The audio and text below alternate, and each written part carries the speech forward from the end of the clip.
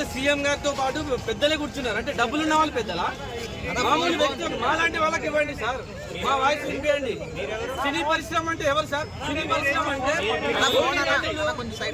50 నుంచి 100 కోట్లు 150 కోట్లు తీసుకున్న వాళ్ళు మాత్రమే అక్కడ సినీ పరిశ్రమ అన్నా సార్? సినీ పరిశ్రమలో ఎవరెవరు ఉంటారు సార్?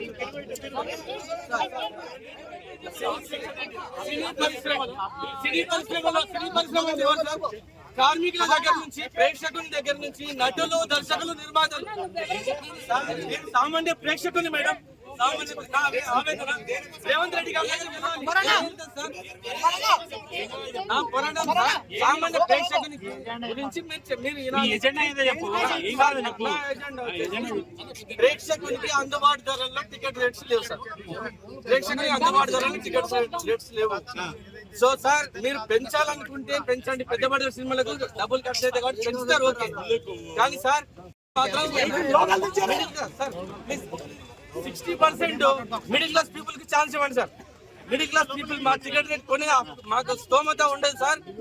మాకు ప్రతి సినిమా చూడాలని ఉంటది. 60% వరకు మాత్రం పెంచొద్దు. అప్పర్ క్లాస్ పెంచుకోండి, నో ప్రాబ్లం. అది 10 days 15 days 20 days మీ ఇష్టం. 60% మాత్రం ప్రభుత్వ నియంత్రణలోనే ఉండాలి. ప్రభుత్వం మాత్రమే డిసైడ్ చేయాలి. మీరు 100 కోట్లు పెట్టి సినిమాలు తీసుకోండి, మాకు నో ప్రాబ్లం. బెనిఫిట్ షోల వల్ల కూడా మాకు నో ప్రాబ్లం సార్. బెనిఫిట్ షోలు కూడా పెట్టుకోండి, నో ప్రాబ్లం.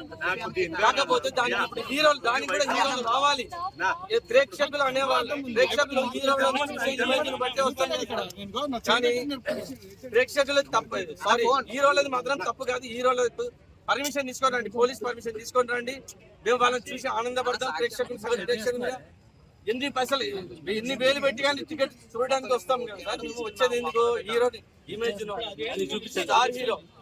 స్టార్ హీరోలు కాబట్టి వాళ్ళ సినిమాలు చూస్తాం సార్ మేము.